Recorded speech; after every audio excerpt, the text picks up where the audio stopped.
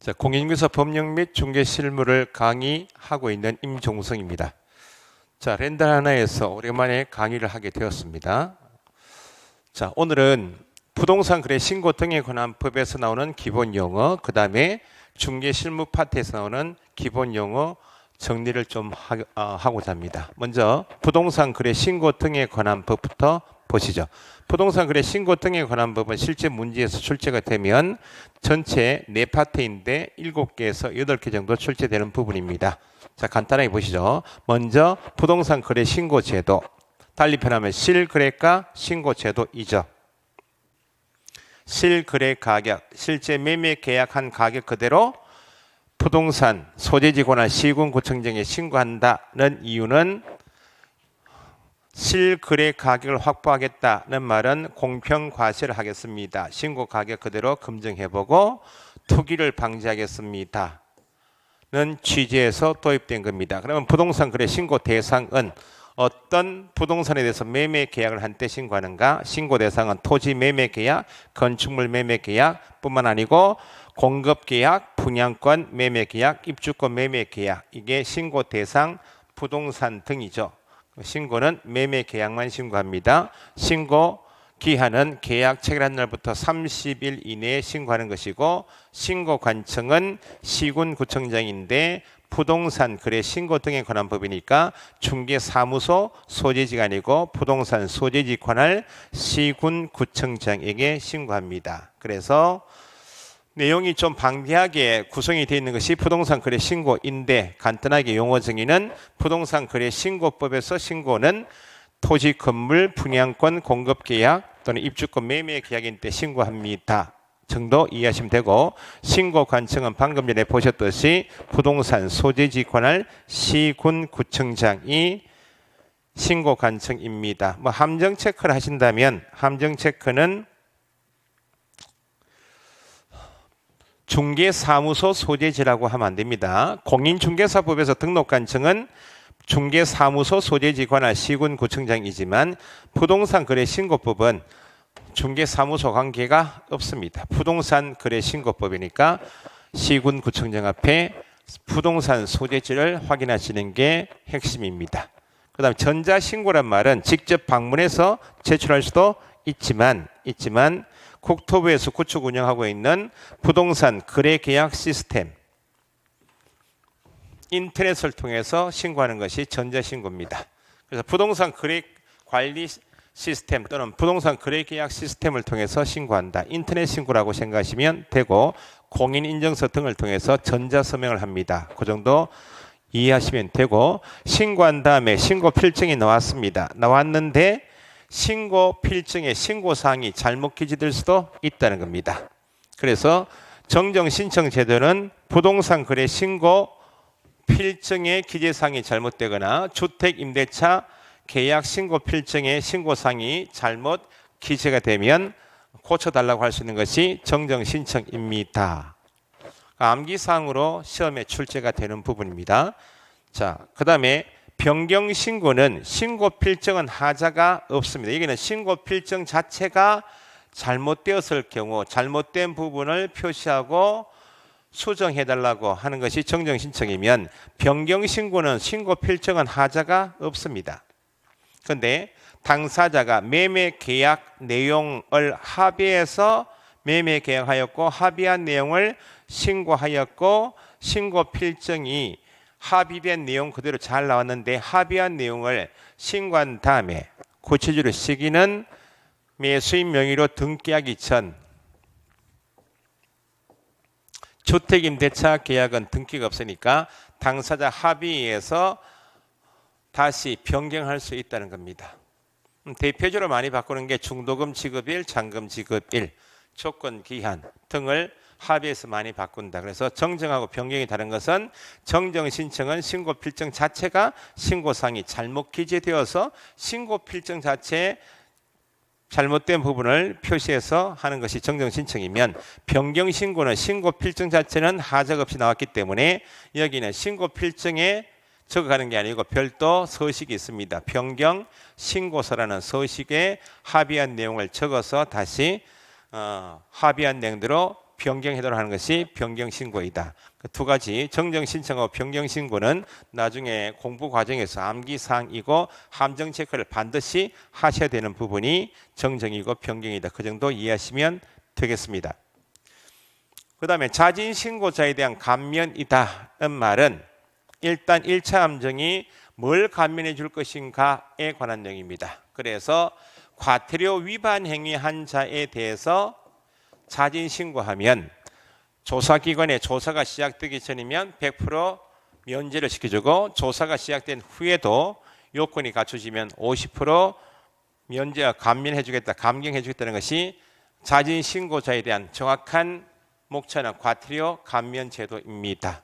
그래서 함정 체크는 과태료 위반 행위한 사람 중에서 자진신고하면 감면 제도이기 때문에 과태료가 아닌 것은 토지 거래 허가 또는 외국인 특례 조항상 허가는 과태료 관계없이 징역형하고 벌금형에 해당되는 것이 허가 규정에 대한 제재니까 여기는 감면 대상이 아예 될 수가 없겠다. 그러면 나중에 과태료 부과 대상 중에서 감면 대상인가 아닌가를 정확하게 암기하시는 게 핵심이고 감면 대상인 과태료 위반 행위여도 예외로 과태료 감면하지 않는 예외적인 경우가 시험에 당연히 나오겠죠. 그래서 과거 1년 이내에 3번 이상 이미 자진신고한 경우가 있으면 상습범이니까 감면 대상이어도 감면하지 않겠다. 그런 예외 조항이 있습니다. 그래서 원칙과 예외 조항을 반드시 이해하시고 가장 기초는 감면은 과태료 감면이기 때문에 허가하고는 관계가 없다는 것이 1차적입니다. 두 번째는 주택임대차 계약의 신고입니다. 최근에 추가된 것, 3년 전에 추가된 것이죠. 도입되어서 시험은 2번 나왔습니다. 그래서 여기도 주택임대차 시장의 조성과 임차인의 권리 보호를 강화한다. 그래서 이것도 사실은 각 지역별 이동이 빈번한 지역에서 보증금, 월세, 월차임의 규모, 실거래 가격을 확보할 목적이 이미 실거래가 신고하고 유사한 제도입니다. 계약한 날부터 30일 이내에 공동으로 신고합니다. 나중에 차이점은 부동산 거래 신고는 개업 공인중개사가 매매계약서 작성 교부했다면 개업 공인중개사에게 신고 의무가 있지만 여기는 개업 공인중개사가 주택임대차 계약서를 작성 교부해도 개업 공인중개사에게는 신고 의무가 없다. 이게 가장 매매계약 신고하고는 완전히 다른 것이고, 그 다음에 여기도 주택임대차 계약했다면 무조건 신고 대상이 아니고 보증금액이 6천만 원 초과하는 경우 또는 월차임이 30만 원 초과할 때 신고 대상입니다. 기본 내용을 그렇게 이해하시면 되겠습니다. 자, 그 다음에 부동산 거래 신고법에서 세 번째 파트가 외국인도 앞에서 보셨던 매매 계약을 했다면 외국인 등도 매매 계약 신고를 해야 합니다.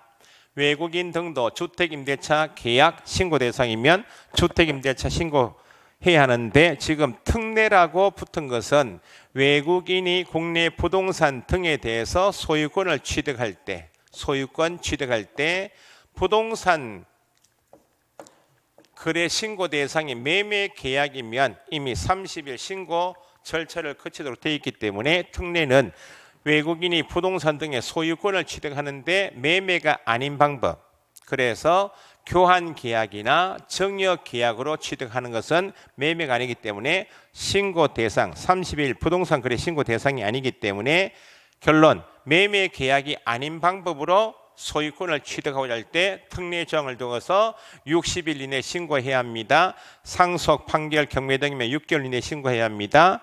국적이 바뀌었습니다 하면 국적이 바뀐 날로부터 변경이 된 날로부터 6개월 이내에 신고해야 합니다는 제도입니다. 그래서 특례 조항은 매년 한 문제 출제되는 것이고 두 파트인데 취득 신고하고 허가가 있습니다. 여기는 매매 계약은 특례 조항이 적용되지 않습니다. 그래서 교환 정역 계약이 특례 조항의 적용 대상입니다. 뿐만 아니고 외국인이 취득하고자 하는 토지가 법에 정하고 있는 구역 지역에 있으면 군사시설 보호구역, 문화재 보호구역, 생태 경관 보존지역, 야생생물 특별보호구역, 이번에 올해 한 개 추가된 것이 자연유산 보존법이 있죠. 자연유산 보존법에 따라서 보존 및 활용에 관한 법을 줄여서 자연유산 보존법에 따라서 보호구역 내에 있는 토지도 허가 대상으로 추가되어서 나중에 진도 나갈 때 추가하시면 되겠고요.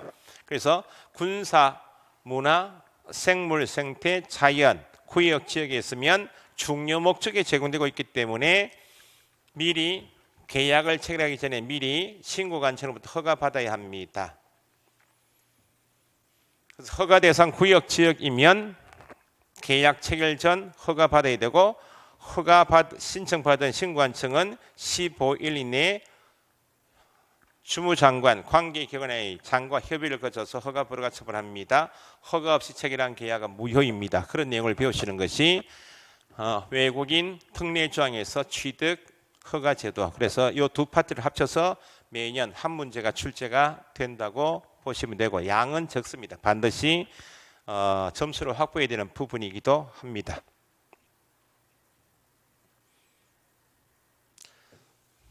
자, 그 다음에 부동산 거래 신고 등에 관한 법에서 양이 많은 두 번째가 부동산 거래 신고 제도가 양이 많고 그 다음에 토지 거래 허가 제도입니다. 출제는 두 문제, 세 문제 출제가 되죠.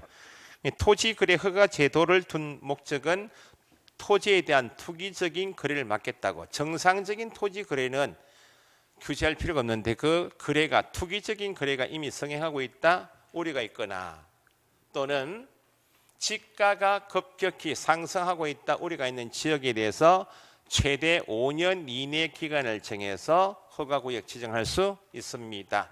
지정권자가 두 사람인데 두 개 이상의 시도에 걸쳐 있으면 어느 한 사람의 시도지사가 지정할 수 없으니까 국토부 장관이 지정하고 동일 시도 안에 일부이면 시도지사 지정합니다. 그래서 허가 제도에서 기본 시험에 나오는 것이 허가구역 지정 절차부터 해서 시험에 출제가 되고 지정을 하게 되면 허가구역이 지정이 되면 효력이 발생되는 시점도 묻게 됩니다.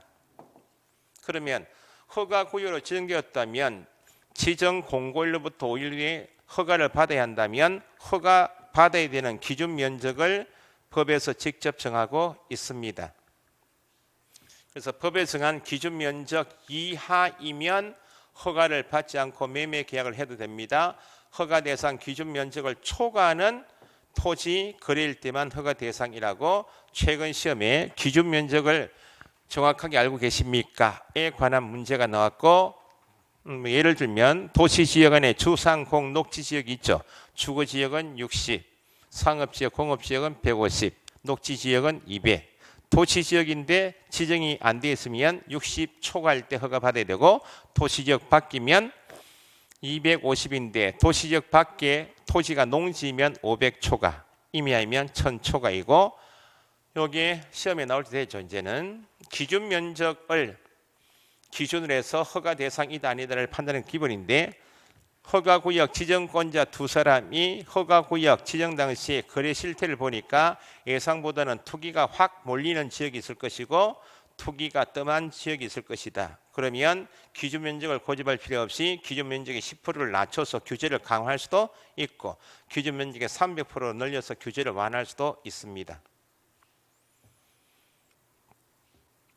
그래서 기준 면적은 단순 암기사항이고 출제가 35회 때 예상되는 것이 그럼 기준 면적을 정확하게 암기하셨다면 공부할 때 10%로 정했을 때 그 기준 면적을 계산할 줄 아십니까? 아니면 규제를 완화할 때 300%로 늘렸다면 계산할 줄 아십니까?에 관한 문제가 이미 출제가 되었습니다.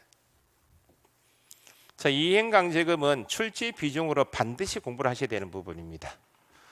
토지 거래 허가 받았으면 허가 받은 목적들을 이용을 해야 하는데 허가 받은 목적들을 이용하지 않으면 1단계로서 3개월 이내 기간을 정해서 허가 받은 목적대로 이행하십시오라고 문서로 이행명령을 합니다. 그러면 이행명령을 받은 사람이 목적대로 이행을 하게 되면 제재가 없겠지만 이행되지 않으면 취득가액의 100분의 10 범위에서 이행강제금을 부과하겠다. 그래서 이행강제금은 매년 시험에 나오고 절차상에 함정이 되는 부분이 여러 개 있습니다. 반드시 공부를 하셔야 되는 부분이 허가제도에서 이행강제금이다라고 보시면 됩니다. 출제 비중은 많지는 않지만 선매제도도 있습니다. 선매는 먼저 매수할 수 있는 우선권을 주겠다는 겁니다. 그래서 수용을 하는 것은 아니다. 이게 기초입니다. 수용은 국가가 우월적인 지위에서 강제권을 행사하는 것이 토지 소유권을 토지 소유자 의사 관계없이 뺏어오는 게 수용인데, 이건 선매는 국가가 공익 사업을 위해서 공공사업을 위해서 공공용지를 용이하게 확보할 수 있도록 하는 수단이 선매제도이다. 그래서 국가 지방자치단체 LH공사 등이 매수를 원하면 매수인보다 먼저 매수할 수 있는 선매자로 지정을 해주면 선매자가 토지 소유자와 만나서 매매계약 협의를 하시고 협의가 성립되면 국가기관이 먼저 가져가십시오 하는 제도가 선매협의제도이고, 공부하실 때는 선매협의 대상 토지가 두 가지가 있습니다. 공익사업용 토지이거나 허가받은 목적들에 이용하지 않은 토지에 대해서 선매협의 대상이 됩니다. 절차상의 내용까지도 출제가 예상되니까 35회 대비해서 반드시 선매제도도 공부를 하셔야 되겠습니다. 자, 여기까지가 개략적으로 보시면 부동산 거래 신고 등에 관한 법입니다. 그래서 용어가 더 많이 있지만 전체적으로 부동산 거래 신고법은 출제가 7개에서 8개 정도 출제가 된다면 출제 비중은 앞에 나왔던 부동산 매매 계약 거래 신고 제도에서 2개에서 3개 정도 보시면 되고, 두 번째 단원이 주택 임대차 신고가 한 문제 출제가 될 것이고, 외국인 등의 특례 조항이 한 문제가 출제가 되고, 그 다음에 양이 많은 것이 지금 토지 거래 허가 제도가 있죠. 여기에서 3문제까지도 출제되지만 2문제에서 3문제 정도 보시면 돼. 그래서 비중을 나누어서 공부량이 학습량이 적은 것이 주택임대차 신고하고 외국인 특례 조항이다라고 보시면 되겠습니다. 근데 양이 많은 것이 부동산 거래 신고하고 토지 거래 허가 제도인지 보시면 되겠습니다. 본 수업, 기본서 수업할 때 좀 더 구체적으로 공부를 하시도록 하고, 일단 용어 정의, 입문 과정에서 용어 정의는 이 정도 진행을 하도록 하겠습니다. 자, 그 다음에 7개 정도 출제되는 부분이 중개 실무 파트입니다. 중개 실무 파트는 여러 파트로 구분할 수는 있지만 시험에 집중적으로 나오는 파트가 7파트 있습니다. 자, 예외로 올해 34회 시험에서는 그동안 언급되지 않은 내용이 4문제 정도 나왔습니다. 문제로 치면 4문제이고 지문으로 치면 더 많겠죠. 그래서 공인중개사 법령및 중개실무 과목도 이제 용이하게 편하게 쉽게 80점을 확보할 수 있는 과목은 아닙니다. 그래서 합격자 발표 때 보시면 아시겠지만 2차만 보신 분도 중개사 법령 및 이 과목이 80점이 확보가 안 되면 시험에 떨어지는 합격이 안 되시는 분도 나옵니다. 그게 올해 시험이다 보시면 되겠습니다. 그래서 공부하실 때는 공부하시는 시기를 공부를 좀 하셨다고 늦추지 마시고, 시험이 난이도가 계속 높아진다고 생각하시면 약한 부분을 처음부터 11월 단계부터 꼼꼼하게 기초를 다져서 6월 말 정도에서 안정적으로 점수를 내고 7, 8, 9, 10월 달 과정에서 문제풀이 과정에서 조금 편하게 가시는 것이 올바른 수험 생활이지 않을까 싶습니다. 왜냐하면 난이도가 계속 높아지고 있기 때문에 그렇습니다. 자, 중개 실무 파트는 시험에 안 나오는 파트도 있습니다. 특히 리스팅이다 이런 단어는 시험에 안 나옵니다. 이전에 15회 전에는 출제가 리스팅이라는 단어가 나오기도 했습니다만 출제 경향에 맞지는 않습니다. 그러니까 중개 실무의 전체적인 범위를 여기 적어놨는데, 중개 실무는 현재 부동산에서 소장님이 실제로 하는 내용을 실무로 합니다. 소장님이 하는 일은 전체 지금 배우시는 6과목을 가지고 현장에서 중개를 하겠죠. 그래서 손님이 부동산 와서 중개 달라고 의뢰하고 중개 드리겠다 승낙해서 체결되는 중개 계약부터 그 다음에 중개 완성, 계약 체결까지가 중개 실무의 기본 범위인데, 구체적으로 보시면 중개 계약하면 손님이 내는 물건에 대해서 계획을 수립하고 조사 확인하고 판매 활동인 설명을 하고, 계약이 이루어지면 확인 설명서, 거래 계약서 작성해서 교부하는 것까지가 공인중개사법상 중개실무입니다. 그래서 이 중개실무 범위를 아실 이유가 예외적인 판례가 나옵니다. 그럼 계약 체결까지가 개업 공인중개사가 해야 할 중개 업무의 범위이면 매매 계약 체결 후 또는 임대차 계약 체결 후 나오면 중개가 완성된 후죠. 후이면 원칙은 중개 업무에 포함되지 않습니다. 중개에 포함되지 않습니다. 그런데 예외로 판례 보시면 계약 체결 후지만 개업 공인중개사가 중개 업무가 끝난 다음에도 계속 손님 간의 계약금, 중도금 지급에 관여한다. 임대차 보증금 지급, 목적물 인도 등에 관여하고 있다면 판례에서는 어느 누가 봐도 개업 공인중개사 관여하고 있다면 이것도 어디에 포함시키나 중개 행위에 포함이 됩니다. 그래서 나중에 공부를 좀 더 구체적으로 하시면 공인중개사법상 중개 범위하고 판례에서 인정하는 중개행위 범위는 다릅니다. 다르다는 것을 이해를 하시고 공부하셔야만 추가 득점 및 판례 같은 것을 이해하실 수 있습니다. 그래서 중개행위 범위는 공인중개사법에 정하고 있는 중개뿐만 아니고 계약 체결 후지만 관여한 이 행위도 다 중개행위 범위에 포함이 되고 나중에 공부를 더 해보시면 경매 정보를 제공한다. 공매 부동산을 취득한다, 알선하는 것도 다 중개행위에 포함시킨다. 그래서 중개하고 중개행위는 구별 개념이고 범위는 중개행위 범위가 더 넓은 개념이다라고 공부하시면 되겠습니다. 물론 리스팅은 따로 이해하실 필요 없이 시험에 안 나오는 부분이기 때문에 중개계약을 영어로 리스팅이다라고 생각하시면 되겠습니다. 그래서 일반 중개계약, 전속 중개계약이 공인중개사법에 규정이 되어 있고 그걸 시험에서 묻고 실무에서 이렇게는 최근에 출제는 하지 않고 있다는 내용입니다. 가볍게 보시면 되고요. 중개대 선물 조사 확인 활동입니다. 조사 확인 활동은 아파트나 토지 건물이 부동산에 나오면 개업 공인중개사가 설명을 하기 위해서 먼저 조사 확인하는데 기본 공부는 공적인 장부를 공부라고 합니다. 공적인 장부를 공부라고 표현하죠. 대표로 대장, 등기부, 토지 이용 계획 확인서 등을 이야기합니다. 그래서 권리관계는 등기부를 통해서 확인합니다. 등기부 기준으로 확인합니다. 라고 하죠. 그 다음에 대장은 소재, 지번, 지목, 면적인 표시사항을 확인할 때는 대장 기준으로 확인합니다. 토지 이용 계획 확인서는 공법상 토지에 대해서 어떤 용도, 지역, 지구, 구역에 해당되는지 어떤 행위전을 받는지를 확인할 때 필요한 것이 토지 이용 계획 확인서입니다.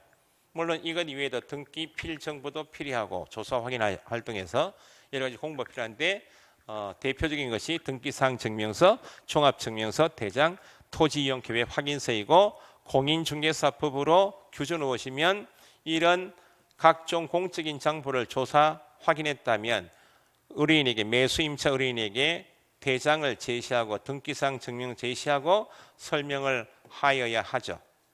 제시할 서면이 뭐인지도 시험에 출제를 하기도 합니다.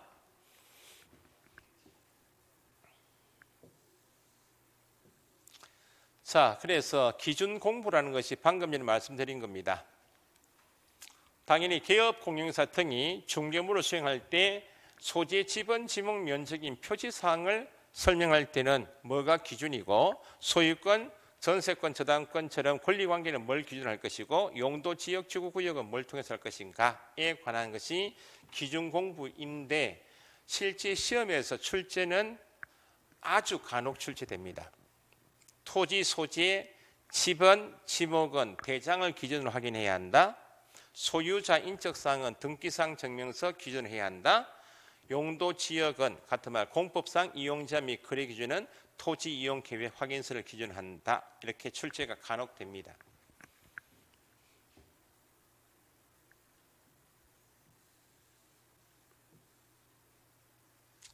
자, 공부상 불일치란 말은 표시사항을 확인하는데 대장에 있는 표시사항하고 등기부, 표제부, 표시란에 있는 표시란이 일치하지 않는다. 그럼 표시사항은 한 개의 같은 부동산에 대하여 두 개 이상 공부의 기재사항이 일치하지 않으면 표시사항은 뭘 기준으로 할 것인가 가 불일치를 해결하는 방법이다. 결국은 답은 대장을 기준으로 확인하고 대장을 제시하고 설명한다는 것이고, 소유자처럼 권리관계가 대장에 있는 소유자하고 등기부에 있는 소유자가 일치하지 않습니다 하면 권리관계는 뭘 기준으로? 등기상 증명서 기준으로 합니다. 그것이 공부상 불일치입니다. 그래서 대장과 등기상 증명서상 기재 내용이 다를 경우에 소재지 면적 구조처럼 이걸 표시사항이라 하죠. 은 뭘 기준으로? 대장 기준으로 판단하고 설명하고, 소유자, 소유권 지분은 권리관계니까 뭘 기준으로? 등기상 증명서 기준으로 판단합니다. 시험에도 간혹 나오는 지문입니다. 출제 비중은 아주 낮습니다. 그 다음에 이제 실무에서 집중적으로 나오는 부분이 분묘 기지권부터 농지법 내용입니다. 자, 잠시 쉬었다가 분묘 기지권 농지 소유 상한을 이어서 설명드리도록 하겠습니다.